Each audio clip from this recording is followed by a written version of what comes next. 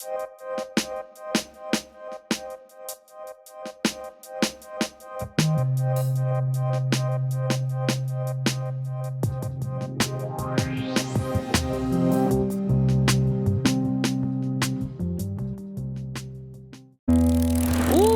wow. Yeah, there we go. Yeah, it'll be nice to be home for a bit. It's been a while. Dad's very excited. Yeah, you've been keeping him busy. That's great. That's a great place to start. It's like gourmet fast food. Yeah, totally. That's a perfect way to put it. Seriously, there's no shame in that whatsoever. Let me see, what can we do for you here? Having a good time? Having a great time, man. You can't just go back to this ignorance is bliss, kumbaya, let me pick a cucumber once a day type job.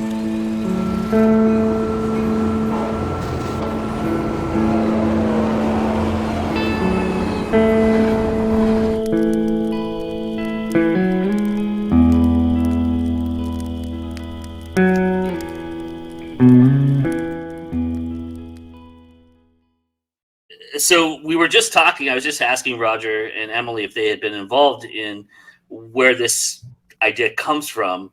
And you guys started it as a short film, the three of you, Jordan, Josh, and Hannah, and kind of brought that concept to light. And then where's that evolution in terms of how this all came to be? Well, so the short film, we did in March, so a couple months before the feature, and okay. it was kind of a strike while the iron's hot kind of thing. The short isn't like necessarily like a earlier version of the movie, but it's more was kind of like we sort of developed the working relationship, we developed the sort of style and things that would kind of come up again, like certain ways of shooting things, a certain like palette of, and then we kind of we had such a good time making it that we decided to like why not take this style, take this working relationship and use this short film as sort of like a prototype and build a feature. So story-wise, it's very different, but there are these sort of like connections in style. Roger and Emily, when did you all get involved in this project and how did that come about for you? Sure. So I've known Jordan for a while now. We worked on our first project together maybe 2 years ago, and we've always just sort of been bumping into each other on other sets and always felt like we got along, and I kind of tapped into his mad genius approach to filmmaking. And he approached me with the script and said, hey, like I've got a window to make this feature film, which we hadn't worked on one yet together. I have a script, I've got the time and some people lined up, and we think we need a bit of help, producing it and keeping it organized. So would you be interested in coming on board? And I said, absolutely. And then I worked with Emily before through a great organization called RealWorks in Brooklyn, which is a mentorship program. So Emily's finishing up college as a filmmaker, and she's been helping out with some projects of mine. And she was like, why don't you come onto this too and help out? And we went and did it. Emily, you want to add to that? Yeah, sure. So I was brought on as a production assistant. So kind of just help out wherever I can. And then unfortunately, the actor Paul had caught COVID and Roger stepped up, took the role. And so some of the producing duties fell onto me. And so I was promoted to co-producer, just jack of all trades, so wherever we need help to kind of make the project happen. Yeah. Pretty nice that your producer had some acting experience, huh? So that you could bring him aboard if you needed it. Next to none, I will say. I've done, some It's natural. No, we do find that Roger can do almost anything. So That's a real producer. If we needed him to be the cinematographer, he would have stepped up to any role and probably killed it. It was the day before we were supposed to start, so someone had to, So we said we're not going to up, so might as well be me. So Emily got an on-the-spot promotion. I had, a lot of the things I was hoping to show her how to do, but she's really. You got to do this now because I have to go memorize this script and I have to go, memorize and run lines. And Emily stepped up with incredible attitude and capability. It's funny, Roger, is I can't imagine anybody else playing that role. It's kind of interesting. You did a really great job. Thank you for saying that. Yeah, we had fun with Paul, and I think the version that's on screen is the best version because I sometimes was going a little too big in my interpretation and too satirical. But the version that people will see is loving and sort of grounded, even though he is obnoxious. The one thing that really struck me about this film right off the bat, right from the get-go, is the colors, the aesthetic. There's this kind of foggy filter to it, kind of film-like. It's digital shot through a thick layer of black pantyhose stretched loosely over the lens. Nice. And, occasionally a ripped trash bag that is transparent also made it over the lens as well. And a lot of confusing looks as to with that. And a lot of confusion also on some of the audience reception.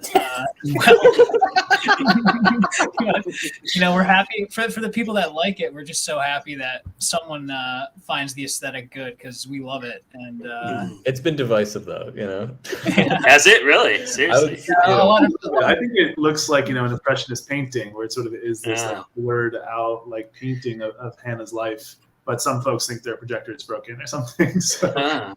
Well, the reason I thought it was a film at some point is obviously the depth of field, aspect of it. But the colors, the greens are very bright. The darkness is muted, but it's not muted too deeply. That what that does, the pantyhose does sort of give it a hazy, blooming look, and then also we didn't kind of over process it. A lot of digital movies, in the post processing phase, they do things like just trying to tweak things to an insane amount, whereas here we really just wanted a decent contrast level and sort of a naturalistic. It's hard because I don't think the movie looks like life necessarily, but I think it has at least there's no point at which all the trees are blue and all the skin is shifted towards warmer colors necessarily. We were going for that sort of naturalistic look. Trying to fool people into thinking it was shot on film as well. I mean, I'm still actively trying to fool people where I can. For you, Hannah, this is an interesting character to kind of sink your teeth into. You're doing a lot of moving around, and they've given you enough wide space and breach. And I'm kind of curious in your process how much that mattered to you. Did you feel like you had all this movement? Did you have a sense of that? This is the kind of thing that I can really sink my teeth into. Yeah, I mean, I loved the process of making the short with Josh and Jordan, so I was really excited to dive in for a full a longer shoot. And one thing I really appreciated was we were constantly in conversation as a team the entire time about what the right choices to make were. And I think ultimately it was always down to Josh and Jordan to make the ending call, but to always have that dialogue, I think made it a stronger movie overall, and helped really inform the character for me. Because if we hadn't had all those conversations and really dug in repetitively all the time as we were completely changing our plan every day, then I don't think I would have gotten to understand the character as well as I did by the end. But it's also funny because it over 10 days, it's a different thing. On the first day, I felt entirely differently about the character than I did by day 10. And I think that Josh and Jordan actually were able to anticipate that a little bit with when we shot different scenes, but it wasn't something that I was thinking about during. I'm kind of curious, Josh and Jordan, what did Hannah bring to the screen that wasn't in the script that you guys really felt really helped the movie tremendously? I'd say a lot. I mean, I think just the kind of when we were writing, I think a lot about introversion, being a real introvert. And I think the character was written in a very, very introverted, passive way. And I think, Hannah's a very charismatic, charming person. And I do feel like she put a lot of that into the role, which, I think the character still feels like an introvert, but at the same time, there is this infectious happiness about the character that I think would have been lost if it had been someone who just wasn't charming in real life like that. So I think it brought a really good kind of life and joy to the character. Well, I just always saw Hannah as the role. I wanted to put Hannah and stuff for 9 years in this capacity. So having it happen after 9 years was really nice. Very kind. You got to make him work for it a little bit, Joe. Was that not a good response? Wait, was that a bad response? No, I was just. No. I just felt bad that you've been like trying for 9 years. I don't think about it like that, but it sounds kind of He's sad. a man that knows what he wants. I'm also curious about your writing process, how the two of you coexist, and I'm always fascinated by co-authoring on especially on screenplays, because as somebody who's written screenplays and produced them and made them, you know, and I've also authored, and authoring is such an internal process, but I know that there's so much collaboration that goes on beyond what you write on the page. So is there nice ways of connecting the dots together? How did you guys work together and create this screenplay? We've been trying to write stuff together for a really long time, and I mean, we have like a million awful scripts that we've written with like increasingly, you know, hopefully one would think or say like mature themes and tone, you know, like, I mean, I think we've just kind of like honed like a good like working ability to write together compared to where we were like, you know, 6 years ago trying to write some like, you know, garbage. We had like several scripts that we had done together that are all that kind of have to be scrapped, but it was a good thing because we learned a lot from that. And at this point, Josh has a lot of, you know, initial ideas, and then we just talk about and bounce off of each other. It's a very nice process where it's just we have like a great core, and then can kind of like take on the script and go through it. Sometimes it flows more easily, and other times it's, you know, there are these walls, and, you know, we'll just be spitballing and then try to, you know, just trying to work through, you know, those moments in a script that you might get to where you don't know what's going to happen next and having to figure that out. Yeah. Roger, when they came to you with this idea, or how you came about, you know, discovering this idea, and you met Hannah, did you feel like she was like jumping off the page for you? Was that kind of a perfect mesh for you? Did you kind of get it at that point? Yeah, absolutely. You know, I had already at that point had seen the short film, so I knew it was something that I think I wanted to be a part of. I just liked the look and feel of the world that they were building. But also, I think Hannah's just perfectly situated to carry this type of film on her face, you know, which I think it is. There's some really devastating close-ups of her and her ability to emote. And it's funny, she's a very active person, but the character is so passive. And the part of the dynamic between her and Paul was this like cat and mouse sort of steamroll that pushes her down these paths that you see beautifully, you know, that she brings to life so naturally. Yes, when we met, it was like, great, I've seen the short, I've read the short, I've seen you act. And then on set, it's when it really sort of came to life. I think that Hannah pushed herself incredibly hard on set. I think you have to work almost every day. And we all had to roll with the punches, but especially because the camera was trained on her so much that she did a great job. I'm curious, Hannah, what does Hannah give you that you didn't have? I think she's really someone who has her priorities straight and gets like a piece from that, which is something that I certainly aspire to. And I also think like she's very just subtle in a way that I'm not. I'm a, you know, over the head with a hammer kind of girl, looking at quieter ways to communicate and emote was really fascinating for me. And like normally, like when I'm making music or whatever, I think it's very like also very loud, and that's like tends to be how I think about working creatively. So this was a very different mindset, and I'm really grateful that Josh and Jordan like put me in it, so to speak. How about for you, Roger? Did Paul give you something that you didn't expect him to? Sort of, you know, I think I couldn't help but be a little bit reflective on my own careerist side, you know, and saying like, at what point have I been, like, at what point am I not even acting? At what point am I just sort of bringing to the forefront a little bit of my own insecurities or my own over-ambitionisms that allowed me to really think about that and think about like how I've looked at my career or how I've looked at my peers in a way that beforehand it was like kind of like the grind mindset. It's like you have to work all the time, you have to make everything your best piece without potentially ever stopping to smell the roses and stopping to enjoy the process, and getting so bogged down in thinking so far ahead that you're turning a blind eye to the experiences that you're currently going through. And so on this shoot, I tried to really like take a beat and be like, okay, like, let's just have fun here. Let's just make the best movie we can in this moment, and not get caught up in where it has to go or where what I have to achieve by the time I'm this age, which I've definitely been guilty of, charging myself with. So leaving it, I think I've become a better person and better filmmaker probably because of that. Movies today, I think, are oversimplified. They tend to tell you and not show you.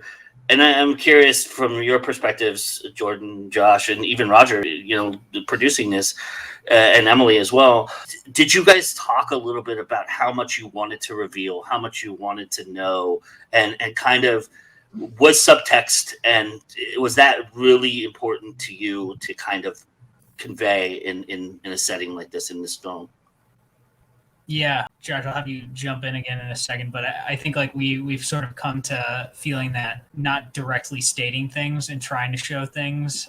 For example, I'm hoping most of the audience sees this parallel in the generations between, Avram and his brother and Hannah and her brother, but we didn't want to be so heavy as to show Avram and the brother, having the same kinds of dialogues as Hannah and her brother. And I think that was a pretty big one that I don't know if we all talked about it, but Josh and I definitely had that in our minds while going into this. I think when writing, I feel like we try to be like really conscious of tropes, cliches, things we've seen, not making things too formulaic and not making things too like neat and easy, I think we're generally when writing really hard on ourselves about that kind of thing, which is tough when writing, but pays off in a lot of ways, I think, because we will write things and then just be like, this is like a movie thing, and then we just delete like pages. And so, yeah, like the thing with the brother, there's a lot of like obvious ways we could have played that. But, I think having it be like, it's sort of like a slant rhyme. It's like not exactly one-to-one parallel, but there's enough similarities and sort of like the sibling distance that you can kind of map a few things onto them. But yeah, I definitely think, trying to err on the side of subtlety. Sometimes we whiffed and went a little big with certain things, which I think is cool and good sometimes. But in general, we kind of try to restrain ourselves. It's also one of the things that I love in the biking scene is, really feeling the care that Paul has for Hannah still, as opposed to sort of distilling it down to only being like he's an annoying brother that isn't at all thinking, it's more about how he's misinterpreting Hannah as opposed to he thinks he understands everything about her. I find the subtlety to be way more tragic, and I think if the characters are yelling at each other, and I think that's where you sort of veer into these like coming of age story traps, is when you just like, all right, let me just like yell out my inner drive and my inner fears. I think what we ended up here with is much more like quieter, driven by concern types of conflict, rather than that like, how could you get it, or like get a job, those types of approaches are so easy to deflect away from and say, oh, well, Paul's just being a jerk, so like screw him, he's so wrong, how can I not do it?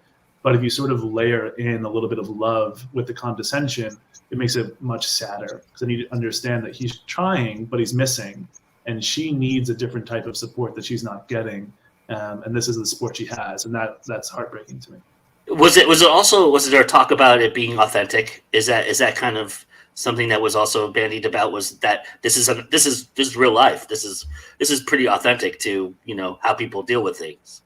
I think a lot of the inspiration were these movies that Josh and I think did very like authentic, pieces well. On our minds a lot were the works of Kelly Reichardt and Andrew Bujalski. By the way, I love that the title's based off of Funny Ha Ha. I think that's really inventive. And no one else does, but it is inventive. I've been arguing this for months. Yeah, I'd say the title, much like the soft look of it, has been getting a lot of comments. What do you all love about indie film? I want each of you to answer this, all of you. So tell me what you love about indie film. What is it to the core that you really care about indie film? what I like especially about this shoot specifically is that it had the indie classic scenario where you don't have the money really to fix problems. Like a lot of film sets, it's like, all right, you have a problem, we got to throw money at it. We didn't really have that luxury. For the most part, it was the 5 of us and then a rotating cast of like supporting family members, literally, like Jordan's dad who played Avram, or friends who would be like, all right, I can give you one day here, one day there. And those are the folks that we leaned on to sort of help make this happen. We have to come up with cheap fixes and cheap tricks like the pantyhose over the lens instead of an expensive lens package. And I think that pressure cooker, when you don't have money, you have to be creative. And we have to figure out like, okay, like if we think that this is how we're going to do it, this is what's available to us. We're going to shoot out the back of a moving car. If we think that the best shot is going to be this like long dolly shot on the bikes, how can we do that without a rig? And I really like that creative energy, that like, problem solving with extreme limitations, I think makes for good filmmaking. I like the intimacy of it just being the friends, especially for this kind of movie. It has a warmth, and I think it's like most of my favorite indie films. You can kind of feel it from watching it, that it was made with a lot of heart. The good ones. I liked having my dad. He was good. Yeah, I really like the feeling of making things with friends. I feel like I like the chaos, kind of like what Roger's talking. I like the fact that it's a very like DIY, chaotic. It forces you to also just work together. I think I really like the kind of collaborative element of everyone just stepping into, either pitch ideas or to, just, I don't know. Yeah, I think I just really like that kind of feeling of like the camaraderie of, amidst the chaos.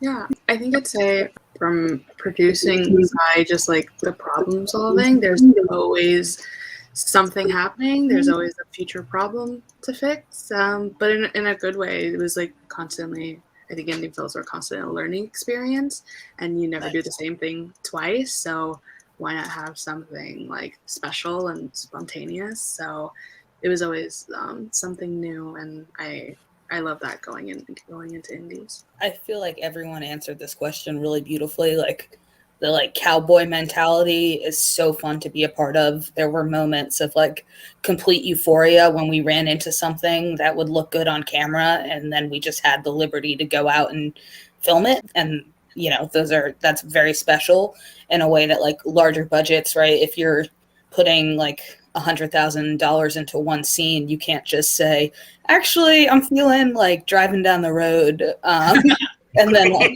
walking a little bit right now.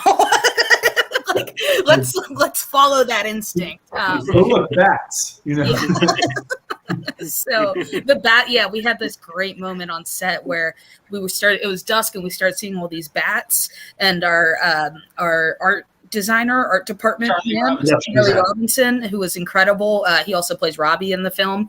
He told us that you throw rocks at bats, and forgive me, this is a long story, and they died for him. So we all just started hooting and hollering and throwing rocks up at bats after we had like an insanely stressful day.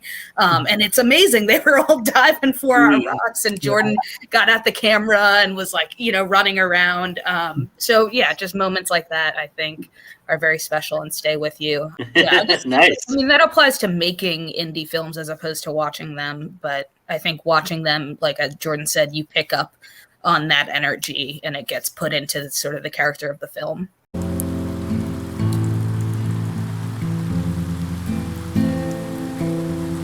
That's great. That's a great place to start. It's like gourmet fast food. Yeah, totally. It's a perfect way to put it. Seriously, there's no shame in that whatsoever. Yeah, we got the best food here. What kind of a job are you looking for? Shoestring budget. Like to hang myself at that fucking string. You got a time suck and then you got a money suck. Fast food? How can you go to fast food? Yeah, it sucks. What's the fucking point, Trish, I don't know. I'm going to try to figure out a way to make it all work. Everything sucks until it doesn't suck. Then once you realize it sucks, you can just exchange it for a better suck. So if you want to slop around in the dirt, go ahead. So then when you're 55 and your back hurts, you're going to be up your money. Like, I'll give it